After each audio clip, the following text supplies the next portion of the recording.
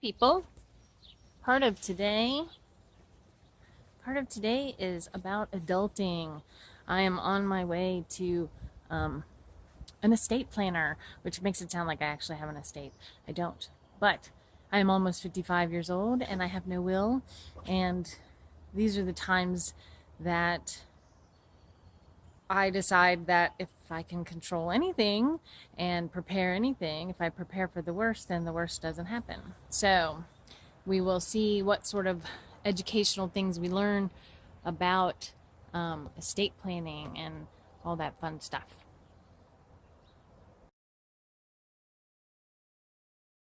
So what do you got planned for the week? Okay, let me see if I can remember. I have a bone density test to probably see how much bone deterioration I've lost. I go meet with my estate planner. Don't get your hopes up. I don't really have much of an estate, Mm. but it's going to cost me about as much as the biopsy did to plan the estate. And then I also have my pre-op appointment with the surgeon, so I can ask him about that whole scary bone or spine degeneration comment or whatever, just see what that's all about. All of that happens in one day. The rest of the week is teaching, and I think that's about it.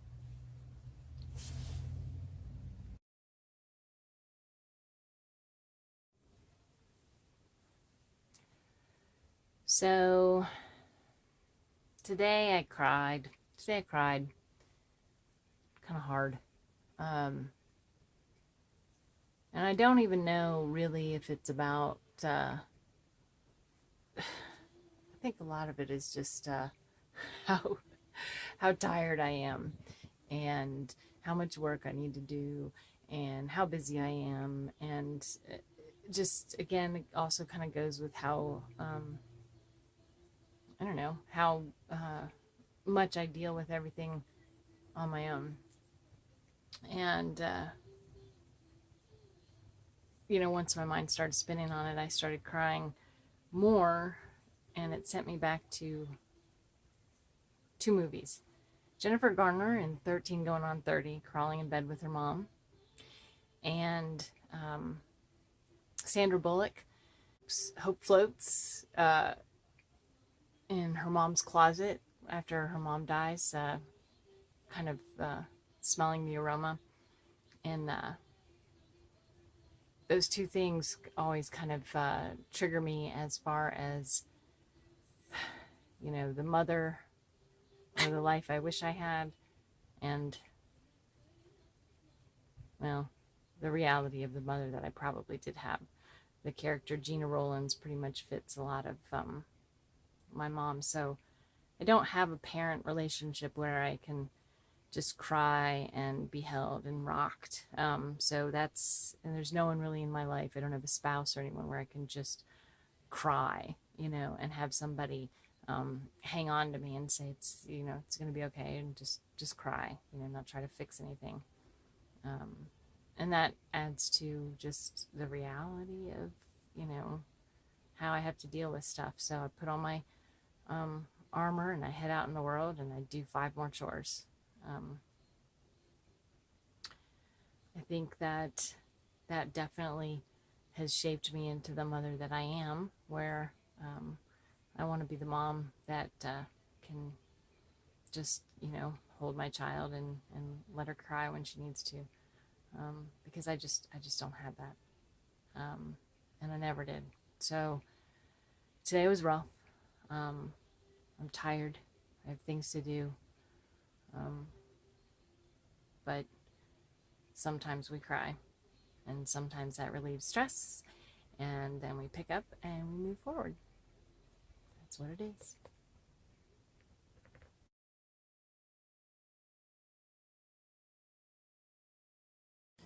Today I will call Binder Day. This is my how to have breast cancer binder in, I don't know, 500 easy steps.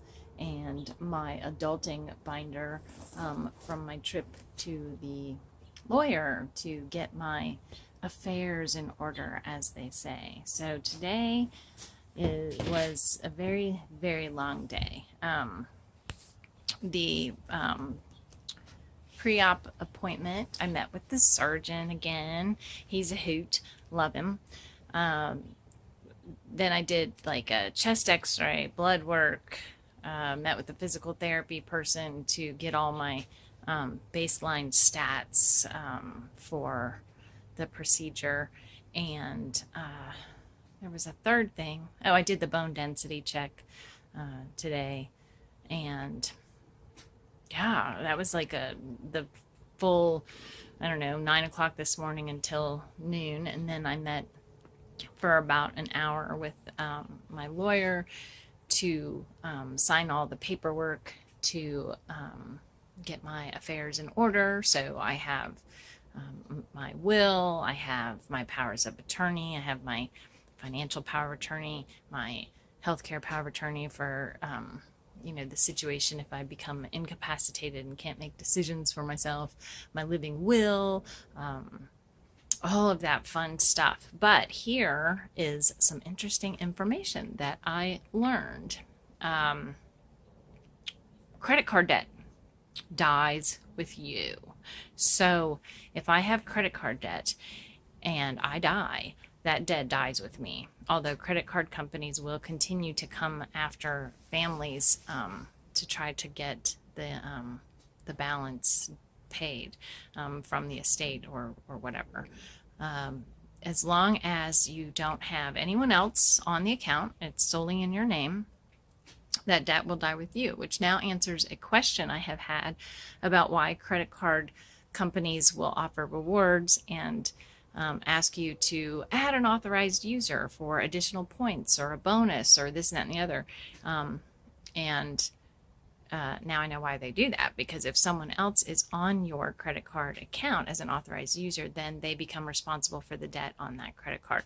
I do not have a lot of credit card debt, thankfully, but I think it's important to know, which is good for me to know now, that whatever is on there, that I let everybody know who's mentioned in the will, that when they start getting the harassing phone calls, they can call my lawyer and say, hey, send a letter or whatever, because I'm the only person listed on my credit cards, so the debt dies with me.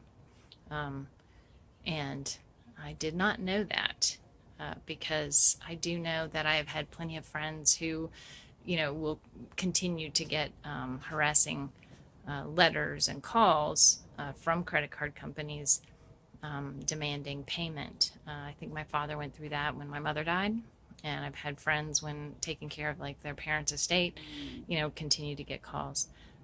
So that was kind of like my good, that's my tidbit of knowledge for you today. I think now I'm going to go take a nap, although there's always still things to do.